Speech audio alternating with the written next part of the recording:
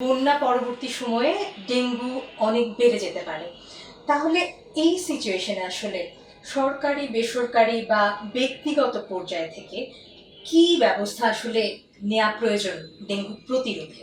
Dengue প্রতিরোধে যে ব্যবস্থাটা হবে তার তিনটি মূল উপাদান থাকতে হবে।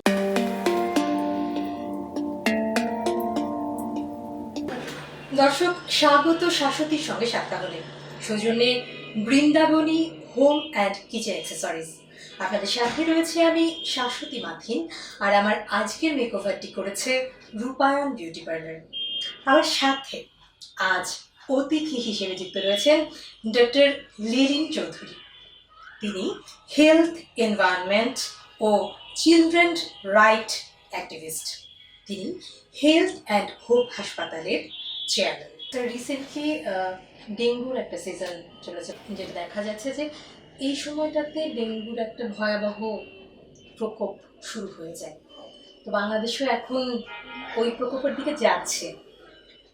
তো একটু জানি যে ডেঙ্গুর লক্ষণগুলো প্রথমে, এবং ডেঙ্গুটা এখন ডেঙ্গু যে ভাইরাসটা, সেটার ভ্যারিয়েশনও চলে এসছে, ভাইরাসটার ভ্যারিয়েশন চলে এসছে, সেটা একটু জানি।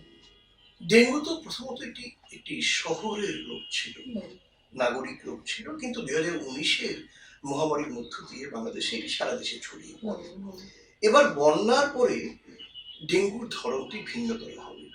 বিশেষ করে বন্যা দুর্গত অঞ্চলে পানি সরে যাওয়ার পরে নানা জায়গায় পানি জমে থাকে। সেই জমে থাকা পানিতে কিন্তু এডিস মশা বংশ বৃদ্ধির একটি সুবর্ণ সুযোগ পাবে। ফলে বন্যা পরবর্তী সময়ে বন্যা দুর্গত অঞ্চলে ডেঙ্গুর প্রাদুর্ভাব বেড়ে যাওয়ার সম্ভাবনা আছে, যার লক্ষণ আমরা ইতিমধ্যে লক্ষ্মীপুর জেলায় দেখতে পাচ্ছি যে প্রচুর ডেঙ্গু বেড়ে গিয়েছে। এবং এবারে বৃষ্টিপাত কিন্তু দেরিতে শুরু হয়েছে, এখন এটি চলমান রয়েছে। ফলে বৃষ্টিপাতের কারণে নানা জায়গায় পানি জমে থাকবে, ফলে এডিস মশা বংশ বৃদ্ধি করবে, ডেঙ্গু বাড়বে। এর লক্ষণও কিন্তু গত এক সপ্তাহে আমরা দেখছি বাড়ছে।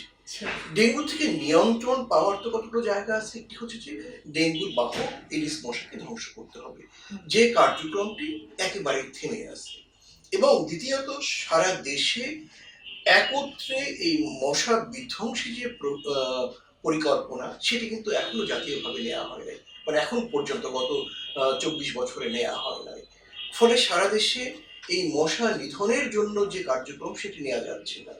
এবং এই কার্যক্রমে সাধারণ মানুষকে, যেটাকে ইংলিশে বলা হয় কমিউনিটি পার্টিসিপেশন, সেই বিষয়টিও কিন্তু যুক্ত করার কোনো প্রক্রিয়া এখনো লক্ষণীয় না। ফলে ডেঙ্গু বেড়ে যাওয়ার একটা সমূহ সম্ভাবনা রয়েছে। ডেঙ্গুর লক্ষণগুলো যেমনটি আপনি বলেছেন, ডেঙ্গুর ভাইরাসের মধ্যে নানা রূপান্তর আমরা দেখতে পাচ্ছি। ডেঙ্গুর লক্ষণে কিন্তু কিছু রূপান্তর দেখতে পাচ্ছি। যেমন জ্বর থাকবে, আগে যেমন প্রচন্ড জ্বর দেখতাম ডেঙ্গুতে, এখন অল্প জ্বর, গায়ে গায়ে জ্বর, সেটা আমরা দেখছি। শরীরে ব্যথা, মাথা ব্যথা, চোখের পিছনে ব্যথা ইত্যাদি ব্যথা এখন রয়েছে, ব্যথা এখনো পাচ্ছি। এবং এর মধ্যে লাল লাল ফুসকুড়ি যেটা দেখতে পাওয়ার কথা, এটা আমরা অনেক ক্ষেত্রে পরে দেখতে পাচ্ছি। র্যাশের যে ব্যাপারটা সবসময় বলা হচ্ছে, সেটাও পরে দেখতে পাচ্ছি। আমরা দেখতে পাচ্ছি অনেক ক্ষেত্রে কেবলমাত্র ডায়রিয়া এবং দুর্বলতা নিয়ে এসে সেটি পরীক্ষা করে ডেঙ্গু দেখা যাচ্ছে।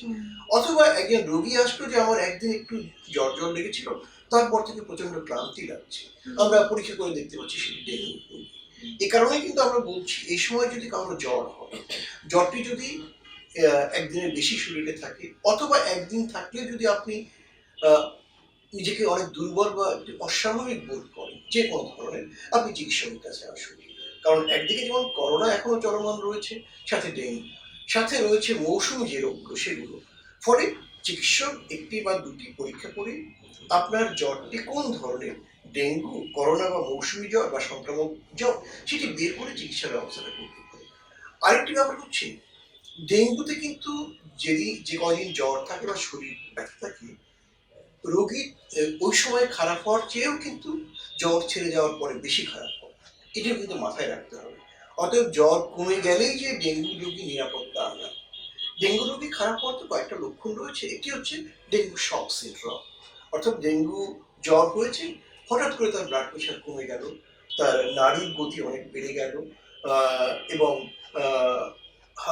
হার্টবিট মানে হৃদপিণ্ডের স্পন্দন বেড়ে গেল, সে দুর্বল থাকলো, তার শরীরে পানি শূন্যতা দেখা দিল, সে অজ্ঞান হয়ে গেল। এটিকে বলে আমরা ডেঙ্গু শক সিনড্রোম। আবার অনেক ক্ষেত্রে ডেঙ্গুর আমাদের শরীরে রক্তের প্যাটিকেট নামে একটি কোষ আছে, কণিকা বা অনুচক্রিকা, এটিকে ভেঙে দেয়, ফলে শরীরে রক্তক্ষরণ দেখা দেয়। এর বাইরে আরেকটি রয়েছে, ডেঙ্গুর আমাদের শরীরে যে রক্তবাহী ধমনী এবং শিরাগুলো, এগুলোকে এগুলো দিয়ে রক্ত চুইয়ে চুইয়ে পড়ার মতো একটি অবস্থা তৈরি করে। সেটি পড়ে আমাদের ফুসফুসে বা পেটে জমা হয়, শরীরে পানি জমা হয়, তাতে নানা জাতীয় উপসর্গ দেখা দেয়। ফলে ডেঙ্গু বিচিত্র সব উপসর্গ নিয়ে যেমন আসে, তেমনি তার জটিলতাও কিন্তু বিচিত্র। এই কারণে আমরা বলবো, যদি কারো জ্বর হয় ঘরে বসে থাকবেন না, অন্তত আপনার নিকটস্থ একজন চিকিৎসককে একবারের জন্য হলেও দেখান। স্যার, আপনি খুব সুন্দর একটি পয়েন্ট আমাদেরকে বললেন যে বন্যা পরবর্তী সময়ে ডেঙ্গু অনেক বেড়ে যেতে পারে। তাহলে এই সিচুয়েশনে আসলে সরকারি, বেসরকারি বা ব্যক্তিগত পর্যায় থেকে কি ব্যবস্থা আসলে নেওয়া প্রয়োজন ডেঙ্গু প্রতিরোধে? ডেঙ্গু প্রতিরোধে যে ব্যবস্থাটা হবে তার তিনটি মূল উপাদান থাকতে হবে। একটি হচ্ছে একজন মানুষের যে বাড়ি, সে বাড়ি এবং তার বাড়ির চারদিকে এডিস মশার প্রজনন হতে পারে, এডিস মশা বসবাস করে এমন জায়গাগুলোকে পরিষ্কার পরিচ্ছন্ন করা, অর্থাৎ এডিস মশার বসবাস স্থান এবং প্রজনন স্থল ধ্বংস করা, যেখানে পানি জমে থাকে। এটি আরেকটি জায়গা হচ্ছে যে যেগুলোকে আমরা বলি পাবলিক স্পেস বা খোলা জায়গা, যেটির মালিকানা স্থানীয় সরকারের যে পরিষদ, সিটি কর্পোরেশন বা পৌরসভা, ইউনিয়ন পরিষদ, সেটি পরিষ্কার করা। আর কতগুলো জায়গা রয়েছে যেটি কেন্দ্রীয় সরকারের অধীনে, এবং একটু কতগুলো ভিন্ন ভিন্ন জায়গা, যেমন স্কুল, কলেজ, অফিস, আদালত, এয়ারপোর্ট, সেনানিবাস বা বসুন্ধরা, ঢাকার বসুন্ধরার মতো ব্যক্তি মালিকানা যে জায়গাগুলো, এইগুলোর যেখানে মশার বাসস্থানকে ধ্বংস করে।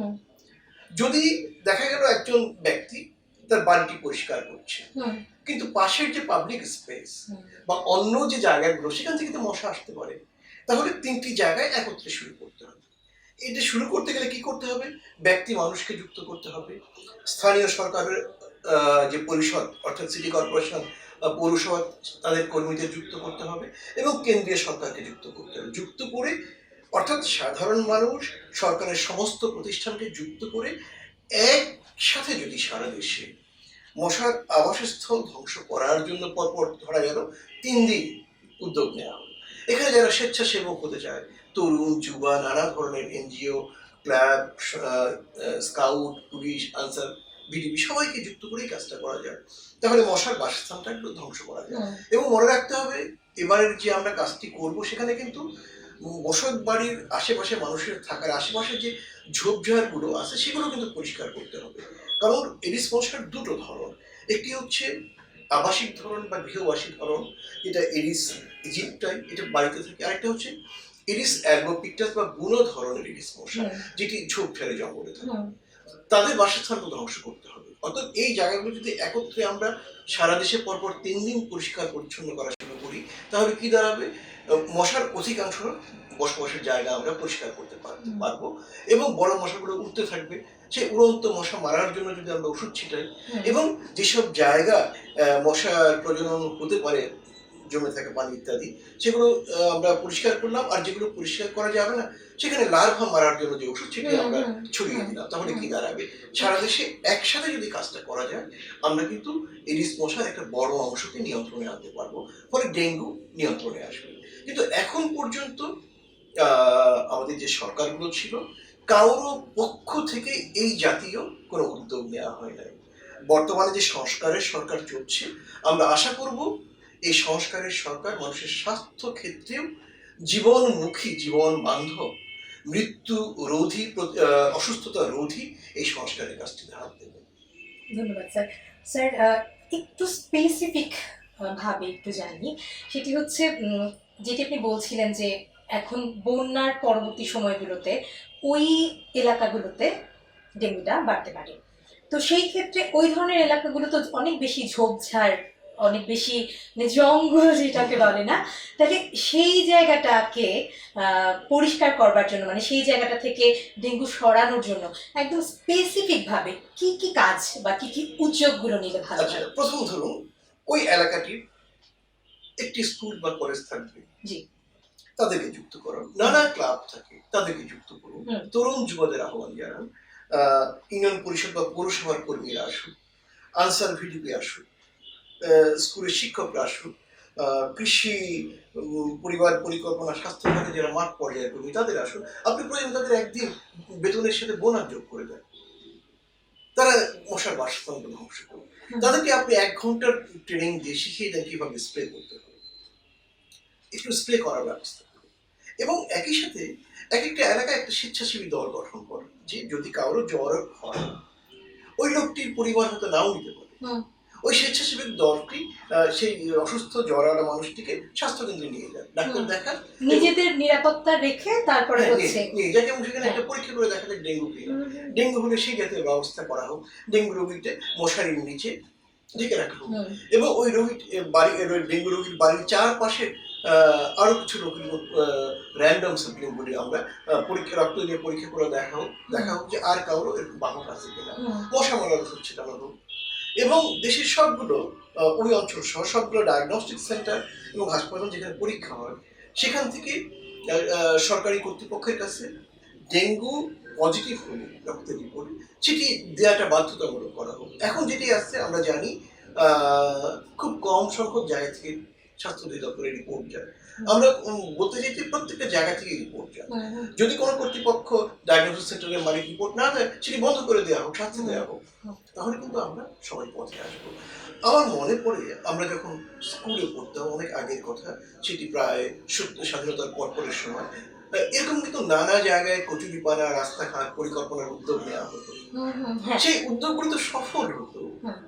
আমরা তো দেখেছি বন্যার সময় লক্ষ লক্ষ মানুষ ত্রাণ দেওয়ার জন্য লাইন ধরে দাঁড়িয়েছে, শত শত না হাজার হাজার তরুণেরা দুর্গত জায়গায় নিজের জীবনের ঝুঁকি নিয়ে বন্যা ত্রাণে কাজ করেছে, কেউ কেউ মারাও গিয়েছে দুঃখজনক ভাবে।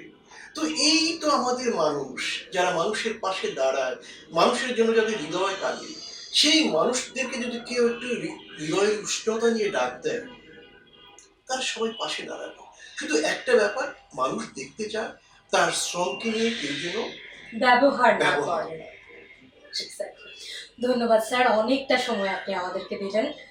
ধন্যবাদ অশোক।